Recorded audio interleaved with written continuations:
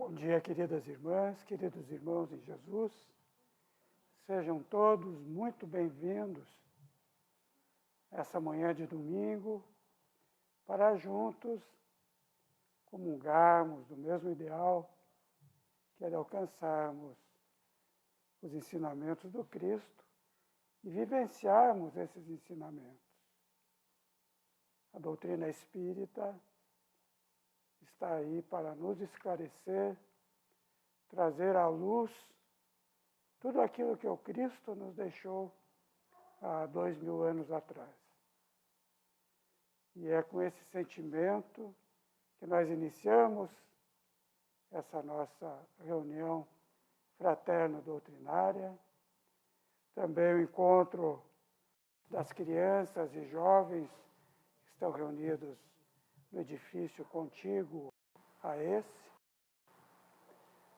e as demais atividades que são exercidas também, concomitante com esta, e que estão se realizando sob os auspícios de Deus, de Jesus, do benfeitor espiritual, Dr. Bezerra de Menezes, que é o mentor desta casa de Jesus,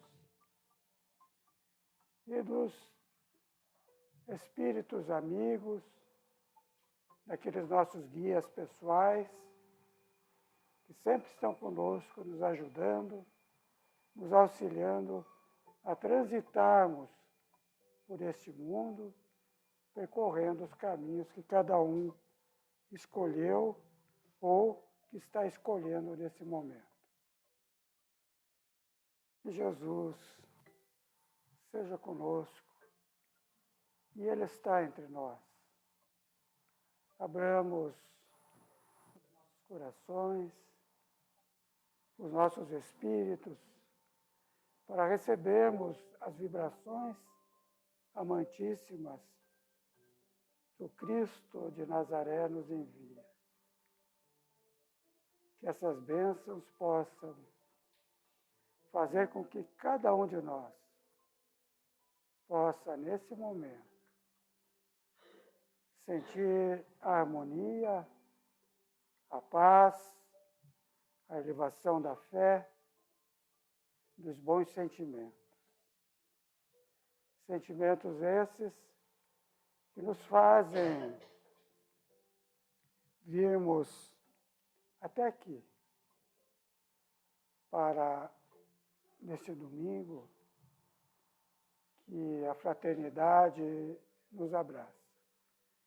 Recebemos a nossa querida irmã Suzane, na vida profissional, é médica, muito competente, e vai trazer, na manhã de hoje, a todos nós, reflexões a respeito da depressão, à luz da ciência e à luz da doutrina espírita.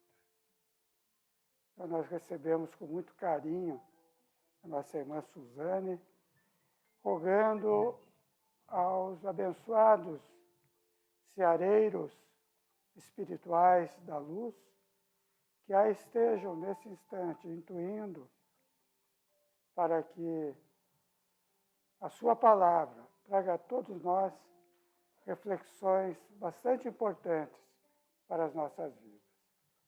Eu recebo Suzane com muito carinho, em nome de todos os trabalhadores do Lar Espírita União. Fique bem à vontade para a sua fala.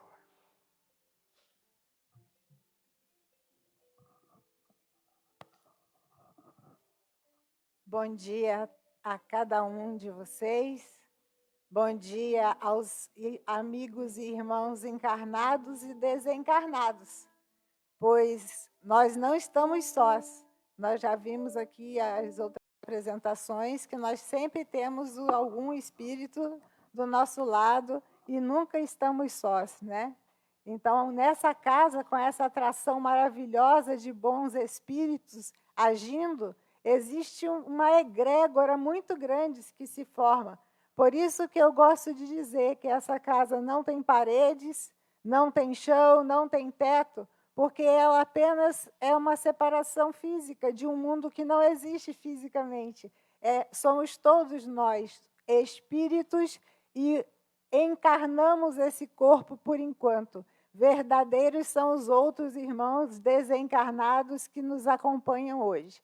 E os internautas que também nos acompanham, a gente fica muito agradecida, muito grata a Deus pela saúde, por poder falar no Lar Espírita União, por ser intuída pelos melhores espíritos da Falange de Bezerra de Menezes e pelos meus espíritos guardiões, principalmente a irmã Rosa. Então, hoje eu vou falar sobre depressão. A depressão, ela é uma epidemia. O que é uma epidemia? É uma doença que ocorre em grande quantidade o tempo todo em determinado local. Mas ela não seria um surto, porque o surto ele se reporta àquela localidade. A epidemia ela se alastra pelo Brasil, ou seja, existem muitos casos de depressão no nosso país. E eu poderia arriscar aqui e chamar de pandemia. Eu só não posso arriscar isso porque eu não tenho números da China, da Índia, da Nova Zelândia, da Austrália, que são países que se comportam. Aí é muito interessante, religiosamente de outra forma, que são muçulmanos também, que se comportam, vocês vão ver por que depois, religiosamente de outra forma. Mas nós, do mundo ocidental, temos a depressão como uma epidemia mesmo. Ela é verdadeiramente uma doença. Ela não é uma tristeza que você leva a pessoa para a praia pensando que a pessoa vai ficar lá na praia de boa. Se ela estiver deprimida, ela carrega a cabeça dela. Chega na praia, ela está com a mesma cabeça ruim que ela estava aqui em Porto União. Por quê? Porque ela não está bem, ela está doente de depressão, né? Então, o que é depressão? A depressão é um estado de ânimo. A pessoa mostra como que está, ela fica da forma como eu vou colocar. Então, é um estado de ânimo da pessoa. Se a pessoa se coloca ávida ao trabalho, se ela se coloca solícita ou não, como que ela está se colocando nessa situação de depressão? Como que ela está de atividade? Será que diminuiu a quantidade? Será que não diminuiu? Mas a gente vê que a depressão unipolar verdadeira é um estado de ânimo. O paciente fica apático. Ele vai ficando cada vez mais apático. É uma doença física, mental, perispiritual e espiritual. Aí já começa a diferença da minha exposição sobre depressão com a exposição sobre depressão de um médico que não é espírita e que não compreende que o perispírito e o espírito têm um papel fundamental no paciente depressivo, né? Porque as doenças elas vão começando assim. Então, quem não sabe o que é o espírito ou o perispírito, fica pensando que a pessoa só vai sarar com atitudes da física e pronto, tomar remédio no psicólogo. Mas não é isso só que vai sarar essa depressão. Porque, normalmente, a depressão está acompanhada daquilo que a gente já colocou milhares de vezes aqui, de espíritos que regem na mesma sintonia e afinidade.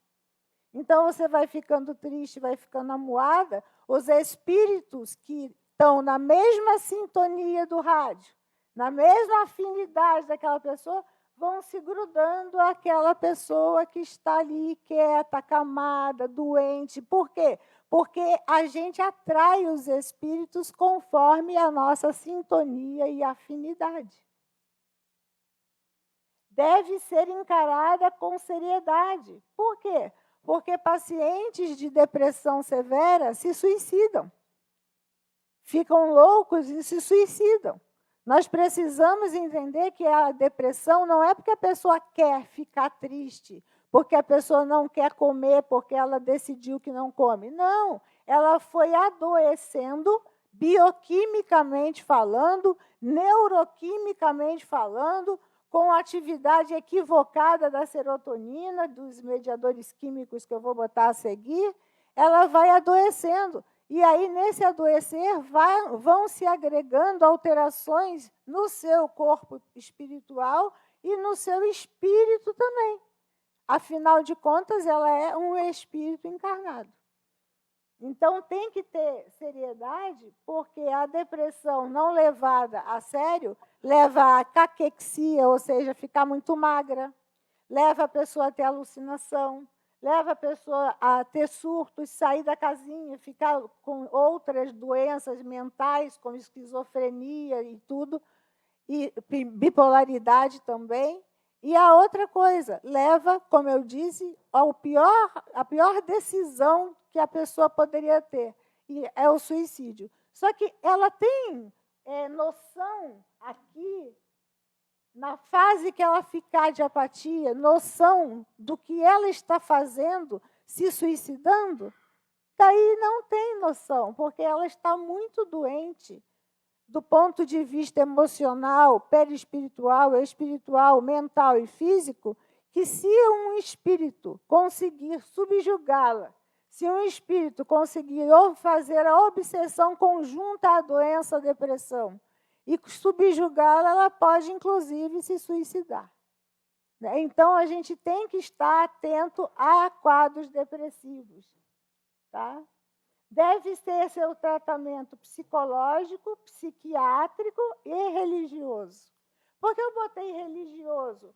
Não quis colocar espírita, porque se ela é acudida no espiritual dela, numa igreja, aonde alguém vai dar a mão para ela, vai entender que ela tem uma doença que também atrapalha a vida espiritual, vai sentar e orar com ela para Maria, para quem for, para santo tal, mas que ela tenha fé do tamanho de um grãozinho de mostarda e que esse santo leve a Jesus Cristo, ela já achou o caminho. É Jesus que nós queremos. Jesus é o caminho, a verdade e a vida. Por onde que ela foi para chegar em Jesus, a gente não sabe, mas ela consegue chegar. Então, se ela procurou um local religioso para se ajudar, tá beleza, nós aqui não estamos só puxando a brasa para a nossa farinha, embora a nossa farinha seja mais gostosa. Então, é psicológico, psiquiátrico e religioso. Quais são os sinais de depressão, então? Vamos lá. Letargia. Letargia é quando a pessoa fica mole, fica sem vontade de fazer as coisas, vai na cozinha, aí come, aí deixa o prato sujo em cima da pia. Puxa, mas aquela pessoa lavava o prato, botava para secar ou secava. Não, ela só vai lá, daí volta para o quarto, aí assiste televisão, aí não quer conversar, aí prefere ficar deitada de tarde. Aí a pessoa, não, então vamos passear no sol. Não, prefiro ficar aqui. E a pessoa não vai sabendo que aquilo é a depressão que vai vindo devagarzinho, adentrando, né? Mas é um dos sinais, para todo mundo saber. A sonolência, a irritabilidade, a inapetência, que é a falta de apetite, ou o contrário, a compulsão por comida. Tem um monte de gente que fica deprimido, chorando, tudo, e acorda de madrugada, vai lá e ataca um coisa de sorvete daqui bom, daquele todinho.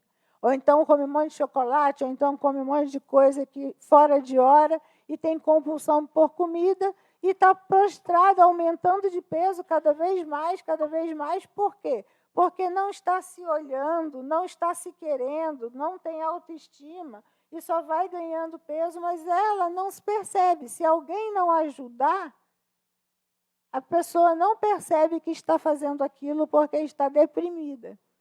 A minha psicóloga sempre diz o seguinte: se você está triste, você chora.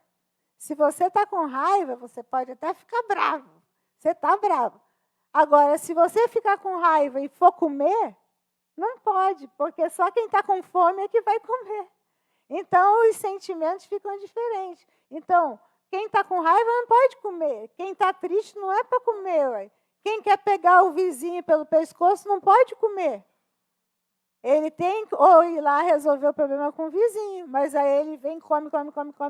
Às vezes ele desvia o que ele sente, né, para outras atitudes que não aquelas que são corretas segundo aquilo que ele está sentindo. Porque ele nem presta atenção nisso. A disforia, que é o choro fácil. Você vai conversando com a pessoa, daqui a pouco a pessoa já está chorando, porque eu não sei. Aí você pergunta, mas por que você está chorando? Não sei, me dá uma vontade de chorar. Aí começa a chorar. Vai contar uma história para você e finda chorando no final. É bem comum a disforia na depressão. A procrastinação, o que é isso? Empurrar com a barriga, deixar para lá. Eu tenho que limpar esse quarto, amanhã eu limpo. Eu tenho que tirar uma ratoeira dali que vai dar rato. Amanhã eu tiro a ratoeira. Aí a vida, tenho que fazer matrícula na pós-graduação. Mas vai ter semestre que vem, não tem problema não, eu faço depois.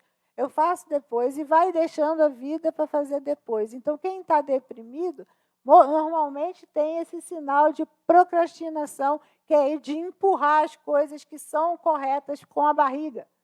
E não agir, resolver o problema e fazer o que tem que ser feito. A perda da fé. Rapidamente ela se desliga do plano espiritual, fica apática e não reza. Se você perguntar para ela se ela reza um Pai Nosso, o que adianta? Eu rezava Pai Nosso, Ave Maria, eu falava com Deus, eu agradecia quando eu acordava, agradecia quando eu dormia. Não aconteceu nada, olha como é que eu estou. Não ganhei dinheiro, perdi meu emprego. Não adianta nada esse negócio de rezar, não. A pessoa perde completamente a fé. Ela dá vários motivos porque ela não tem fé. E fé, a gente não precisa ter um motivo para ter. Fé se tem, né? Fé ou a gente tem ou a gente não tem. Eu adoro aquela passagem do Pai Nosso. Né? Seja feita a vossa vontade, assim na terra como no céu. Tem que ser macho para dizer essa frase, né? Porque você quer que seja feita a sua vontade, né? Mas você reza assim, seja feita a vossa vontade, quer dizer, a vontade de Jesus, de Deus. E aí você vai botar tudo na mão do cara?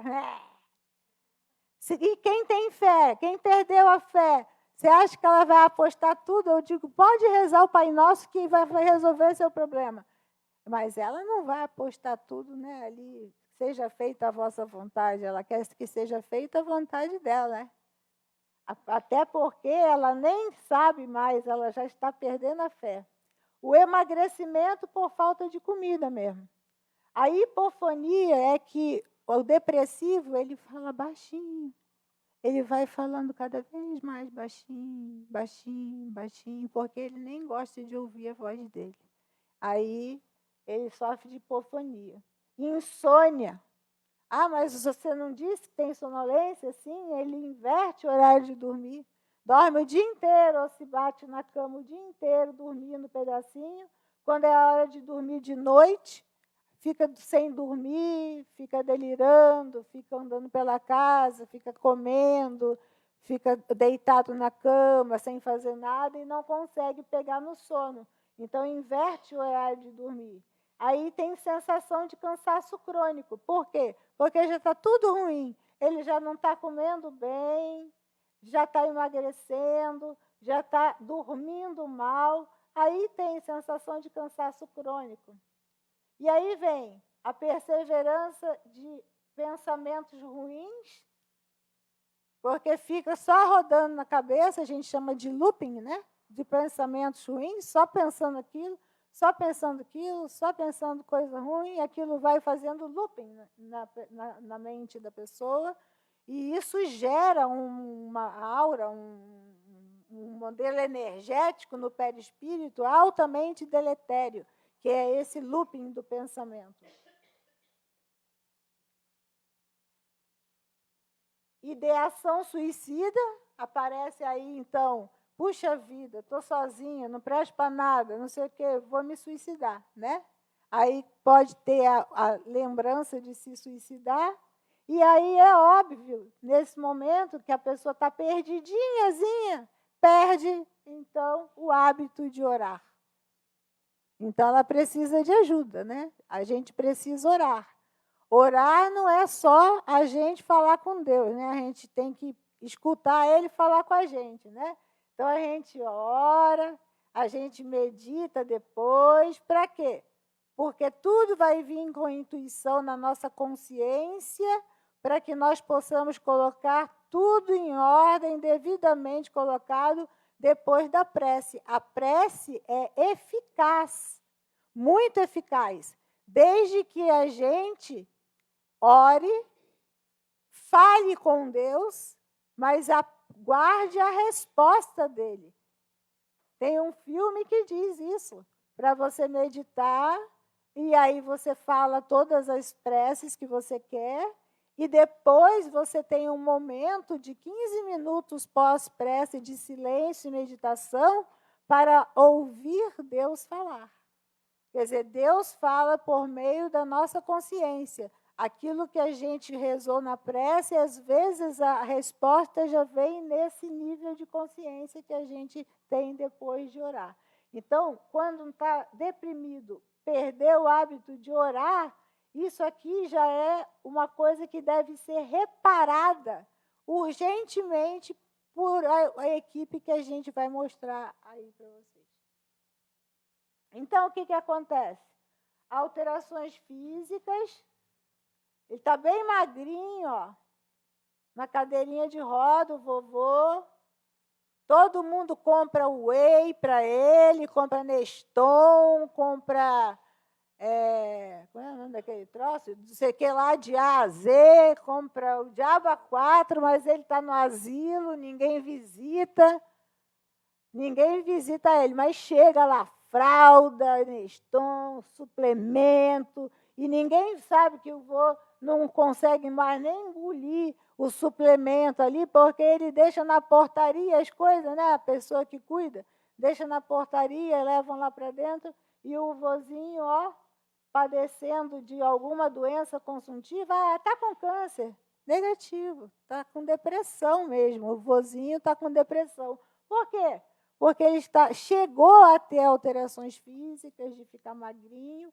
Provavelmente essa mão na cabecinha já mostra alterações mentais, perispirituais e espirituais de desânimo, né? Quem sabe se ele fosse tratado como deveria, como um idoso, ele tivesse fofinho, gordinho, bonitinho e pudesse encher o saco de quem vai lá visitar, né? Que o papel do idoso é esse, é de perturbar mesmo.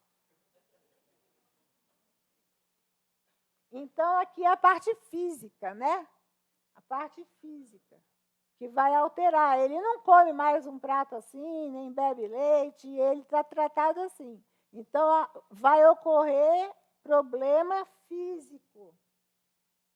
Aí vai acontecer, como eu falei, alterações mentais.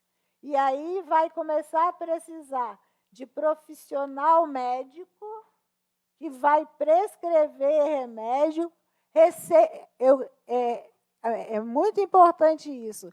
Quem deve prescrever para o paciente deprimido é o profissional médico. Não é a vizinha que melhorou com aquele remédio, não é a tia que melhorou com o remédio, não é os 3 comprimidos que sobraram da caixa passada, que daí para aquilo fez efeito e para essa coisa também deve fazer efeito, né? Porque se fez efeito no outro, por que não vai fazer efeito na pessoa?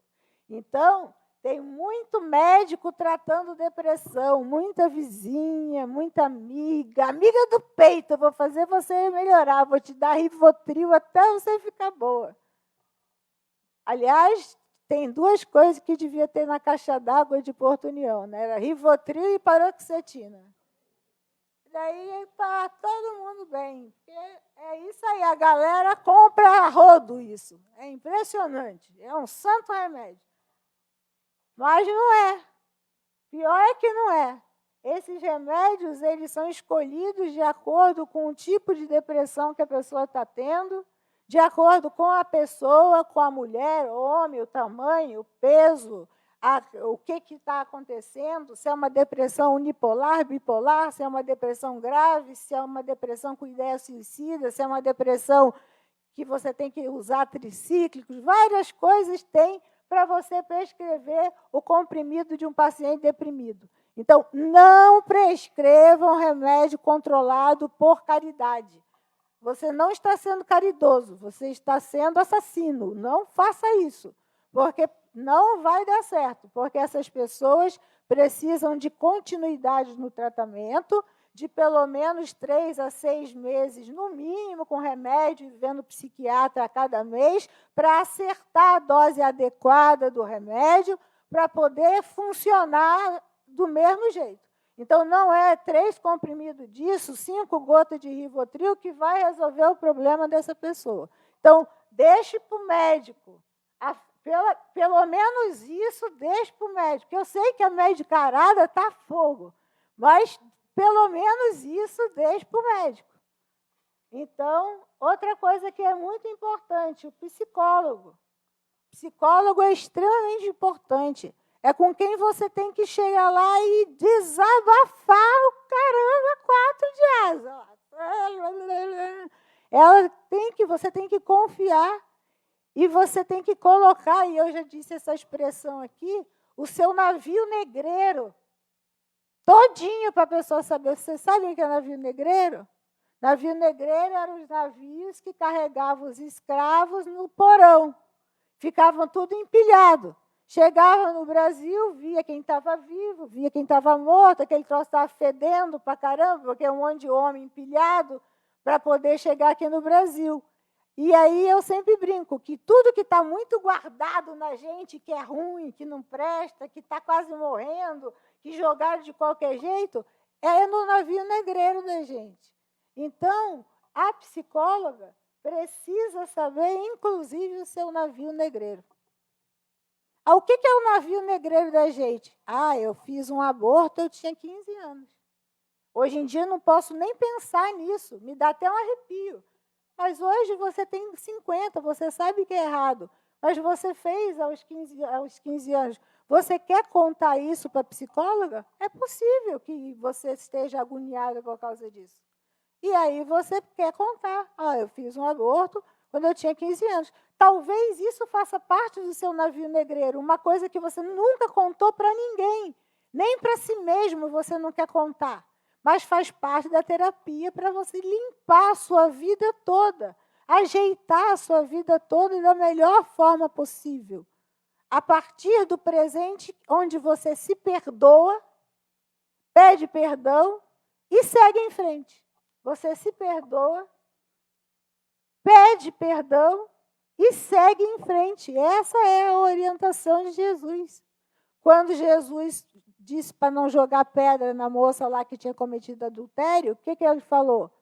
Ele falou que não era para jogar, aquele que nunca pecou que atire a primeira pedra.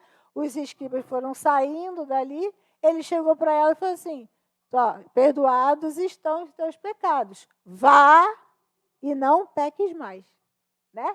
Porque se a gente ficar perdoando e fazendo a mesma coisa, perdoa e faz a mesma coisa, perdoa e faz a mesma coisa, daí não adianta, né? A gente não evolui, tem que evoluir, tem que fazer tudo certo. Bom, onde é que dá... Aqui, bem embaixo aqui está colocado o lobo temporal, mas embaixo disso aqui tem o hipotálamo.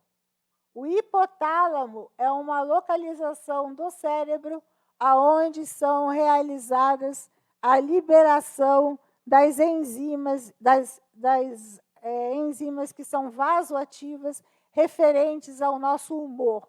Aí ela é filtrada no hipotálamo, aí ela passa correndo para o lobo frontal, e é o lobo frontal que vai frear os nossos comportamentos. É tanto que quando as pessoas, antigamente, nos hospícios, ficavam dando surto, ficando bem louca, o que eles faziam? Uma lobotomia. Hoje se faz também lobotomia química. Quando você chega um paciente surtado demais, que você faz lá no Piquitinho, Fenergan, várias drogas juntos, você tira a atividade comportamental,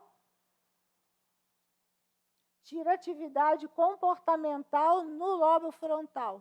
Então, o lobo frontal, ele para de funcionar e passa a não ter vontade. Aí a pessoa se acalma e fica esperando a nova remédio, o que vai acontecer. Mas todo pensamento fica aqui em cima no córtex, pensamentos que você tem controle sobre ele, e aqui embaixo ficam os sentimentos, o controle dos sentimentos, que vão para o lobo frontal.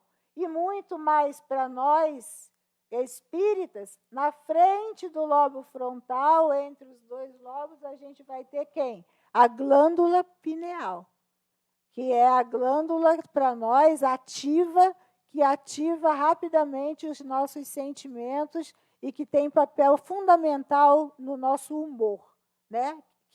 E também na nossa mediunidade. Então, a glândula pineal tem papel fundamental. Bom, aí vem as alterações perispirituais. Tem que ter, porque é o invólucro do corpo. Depois do corpo é o perispírito. É a camada menos densa, mas ela ainda é densa. E ela está grudada no corpo. Tudo que acontece no corpo reflete no perispírito. E tudo que está de errado no perispírito reflete no corpo. Então, a depressão tanto pode começar do espírito, perispírito, para o corpo, como pode começar do corpo, perispírito e espírito. Entendeu? Porque ela pode começar das duas vias. E aí as alterações perispirituais são mais sutis. Por quê? É um mal-estar, é uma dor de cabeça, pesadelos, astenia. São as alterações iniciais que o perispírito pode começar a dar sinais que não está bom. Puxa, eu estou com dor de cabeça já faz uns 10 dias. Puxa, eu estou com mal-estar, não estou me sentindo bem. Eu estou com uma sensação ruim no coração. Parece que vai acontecer uma coisa ruim e não acontece, um ruim aqui no peito e tal. Eu tenho pesadelo, estou tendo pesadelos, sonhando com gente com coisa ruim. E tenho também muita moleza, astenia, muita moleza.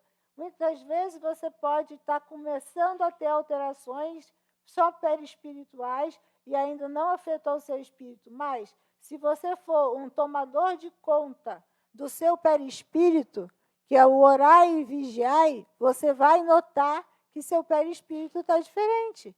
Você nota que o seu perispírito é diferente, porque você tem alterações mais sutis. E essa fala de hoje é para dizer assim, olha, às vezes eu posso ter um início do quadro depressivo e eu só estou com mal-estar, dor de cabeça, pesadelo e moleza. E falar lá no atendimento fraterno.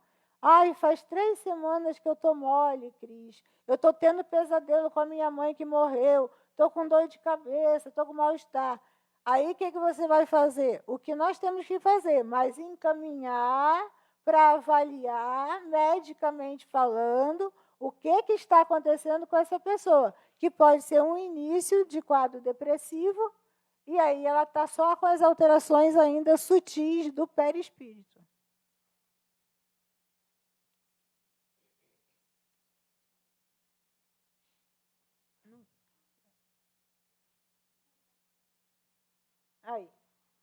Aí as alterações espirituais puras, insônia, sonolência, prostração severa, atitudes diferentes, alucinações, apatia total e ideação suicida.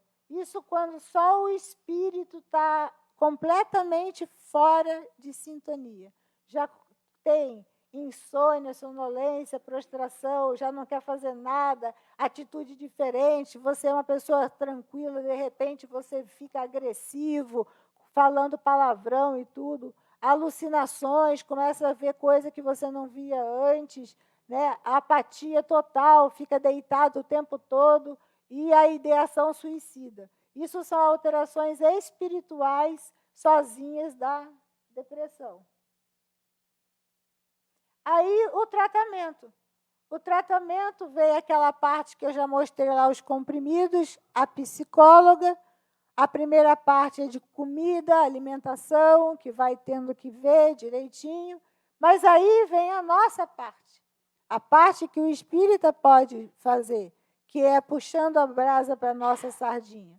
Por quê? Porque nós entendemos que a depressão ela é perispiritual e tem a sua parte espiritual também.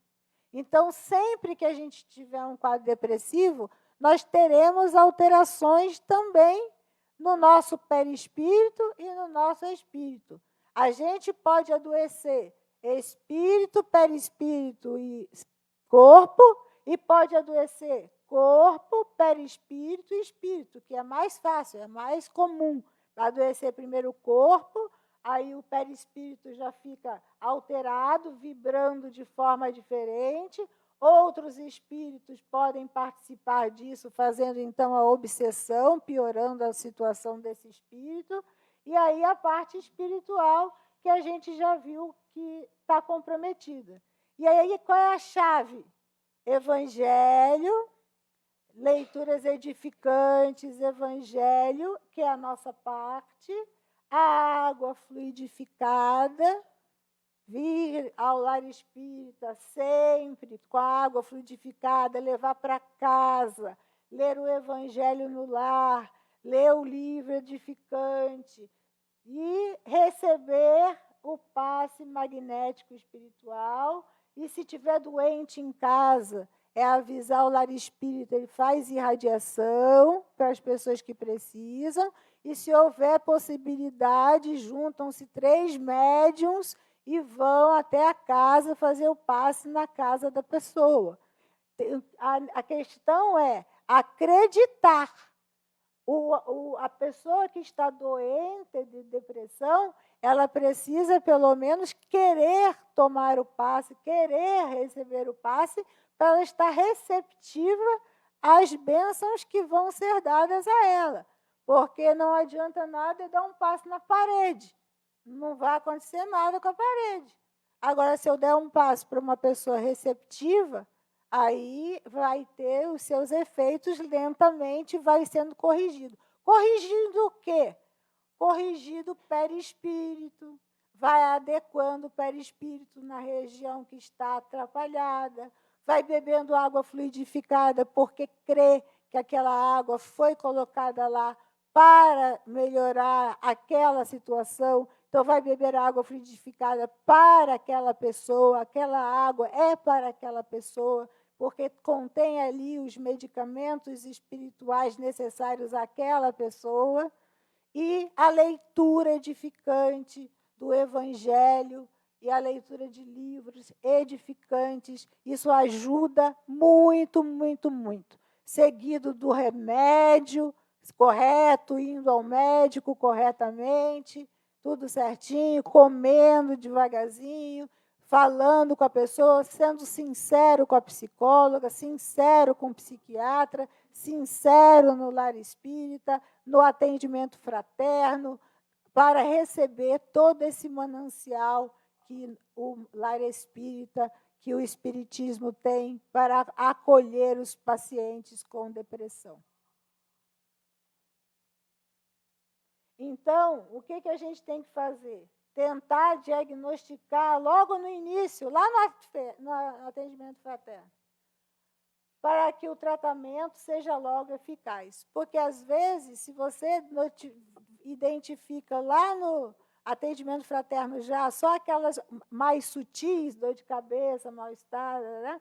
Você já encaminha para o médico, já encaminha direitinho, já prescreve a água fluidificada, o passe, a exposição doutrinária, escutar tudo. Aí a pessoa, ao invés de afundar, sai do quadro depressivo sem ficar tão grave assim, né? porque a gente deixa, às vezes, a pessoa ficar bem grave sem saber o que tem. Quantos médicos, né, ficam procurando doença, gastando um monte de dinheiro da pessoa, fazendo raio-x, fazendo hemograma, fazendo não sei o quê, fazendo um monte de exame, a ressonância, não sei o quê, e o quadro é subjetivo, não vai aparecer em lugar nenhum. Por quê? São quadros depressivos ou quadros psiquiátricos que atrapalham a vida da pessoa e já estão atrapalhando do ponto de vista espiritual também. Porque quando a pessoa está ruim, ela se acerca de espíritos também que vibram como ela. E aquela primeira pergunta que a gente sempre faz, os espíritos influenciam na vida das pessoas?